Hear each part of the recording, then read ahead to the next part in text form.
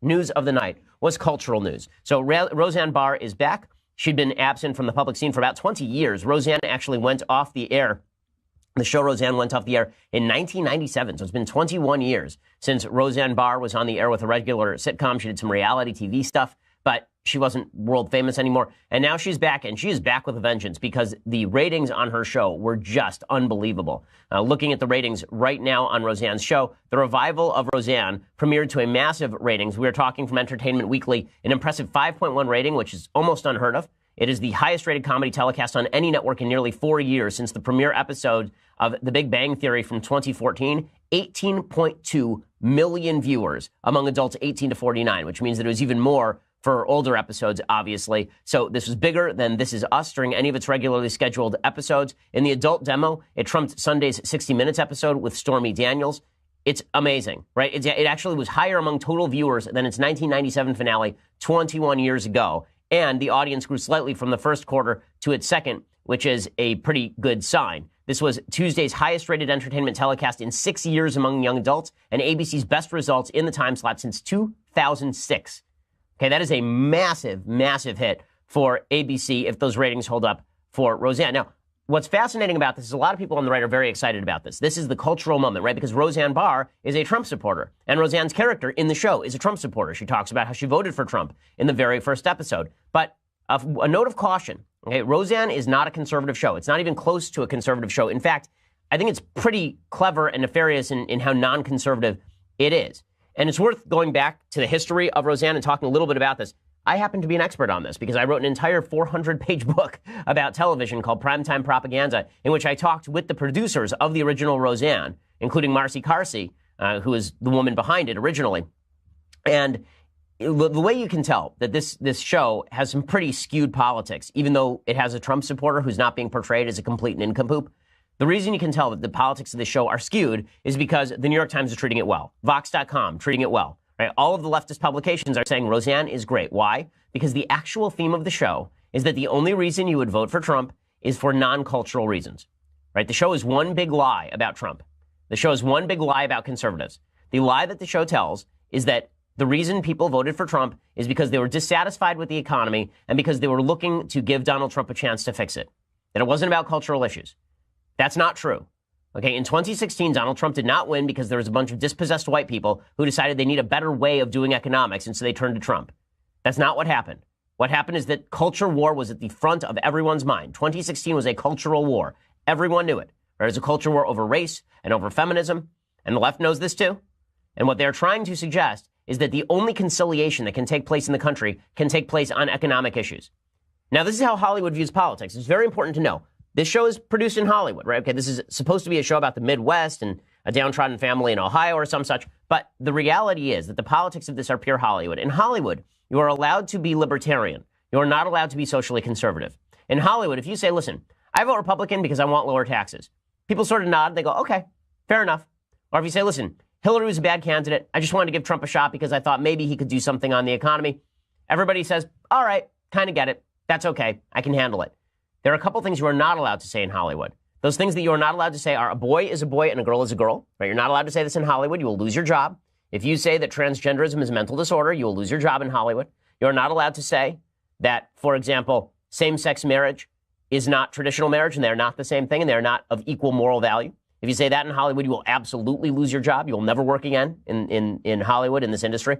If you say things like abortion is wrong and abortion is a sin, and abortion is murder. If you say that sort of stuff in Hollywood, you will not work again. I remember I interviewed Patty Heaton, who's very pro-life. And I asked her, Patty, do you think that you've lost jobs because of your conservatism? And I remember she first said to me, no, I don't think so. And then she called me back 24 hours later. She said, I called around. I found out I lost 6 specific jobs because of my pro-life positions. So the way Hollywood works this is, sure, we can be conciliatory. Sure, we can reach across the aisle. Sure, we can have American unity again, but only if you accept our social agenda. And that's what Roseanne was really about. And this is why the New York Times is propping up Roseanne, the show. Okay, again, the show was funny. Okay, you can watch. It's well written, just like a lot of shows on TV. It's well written, and I think that folks in the middle of the country who are finally feeling like, wow, now I'm finally getting my respect because there's a pro-Trump character who's not perceived as a complete jerk is on TV.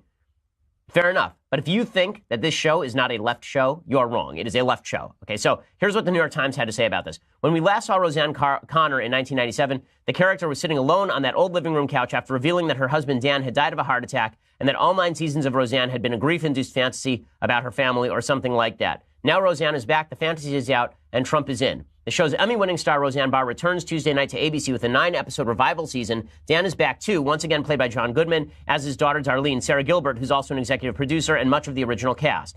And here's what the New York Times gets it, okay? Here's what the New York Times has to say about the original Roseanne. Quote, Roseanne was a bona fide trailblazer the first time around, with its focus on blue-collar Americans, its diversity of LGBT characters, and its star, a woman who did not look or sound like a typical television female lead. The new Roseanne is topical in its own ways, starting with Roseanne Connor's full-throated support for President Trump. Ms. Barr is a Trump backer as well, to the dismay of many fans. She argued on Jimmy Kimmel recently that supporting Mr. Trump was critical to keeping Mike Pence from the presidency.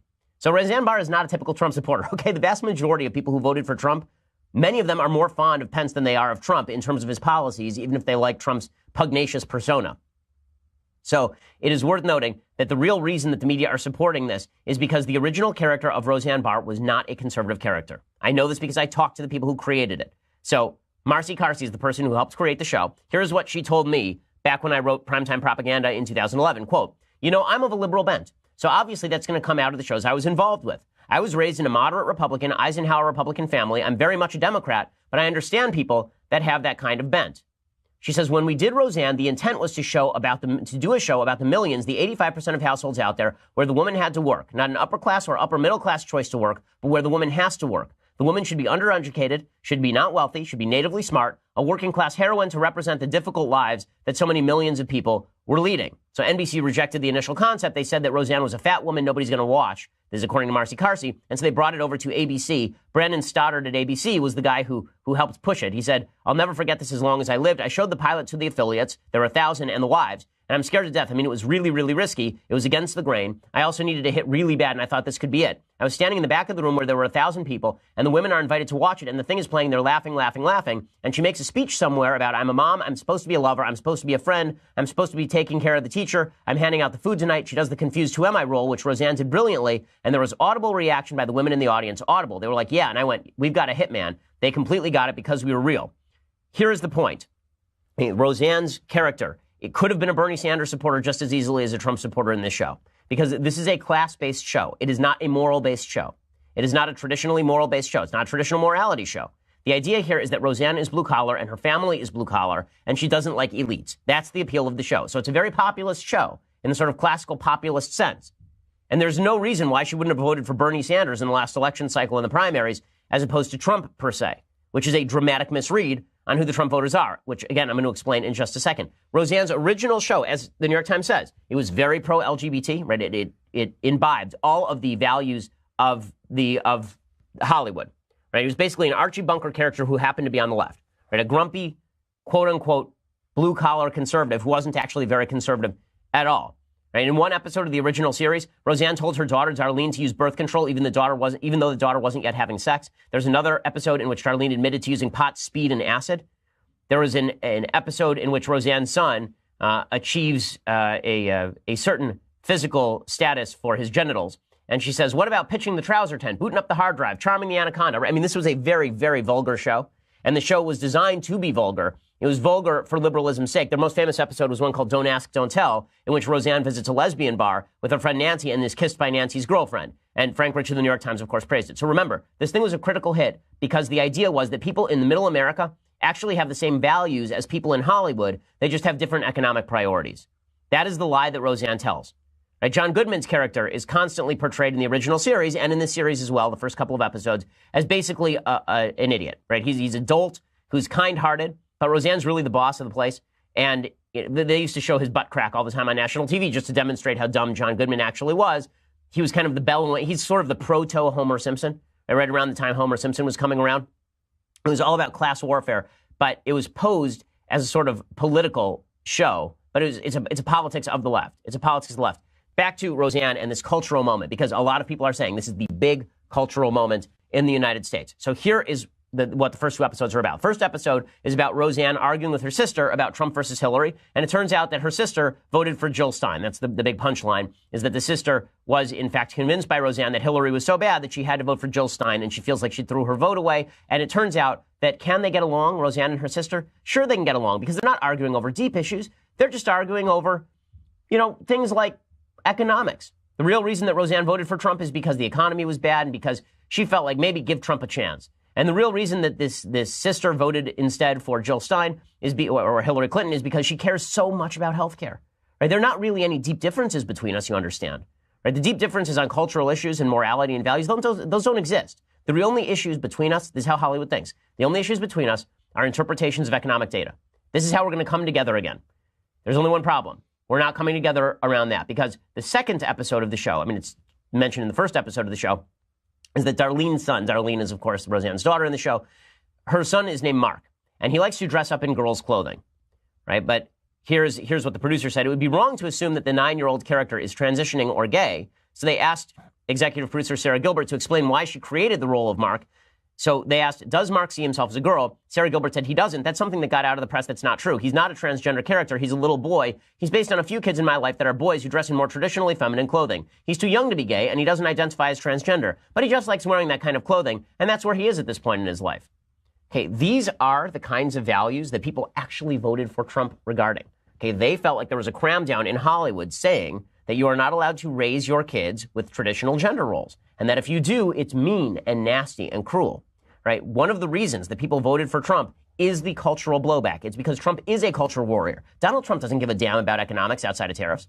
Donald Trump doesn't know anything about economics outside of tariffs. But what Donald Trump does know is that there is a large feeling in the rest of the United States that the social values of New York and Los Angeles are actually not popular, and we feel like they're being crammed down our throats. So what does Roseanne do? Roseanne features a 7-year-old kid who's dressing in female clothing, and everybody around the house is going, that's okay, honey. That's fine, honey. And when John Goodman interjects and he says, well, maybe that's not so fine, they don't give him a good argument. Instead, what they say is, well, I'm just afraid he's going to go to school and get beat up. Here's a good argument, okay? It is not healthy to avoid reinforcing certain gender roles. It is not a healthy thing for children to be confused about gender. Okay? The left wants to make a couple of arguments with regard to cross-dressing for children. One of the arguments they want to make is, what difference does it make? All clothes are equal. Who does it really bother? Well, if that's the case, then why do you care if I put my kids in corduroy slacks versus putting them in a dress? What you're saying is my kid should be able to wear the dress, and it shouldn't be up to me whether I want my kid to wear corduroy slacks. So clearly you think the clothes make a difference.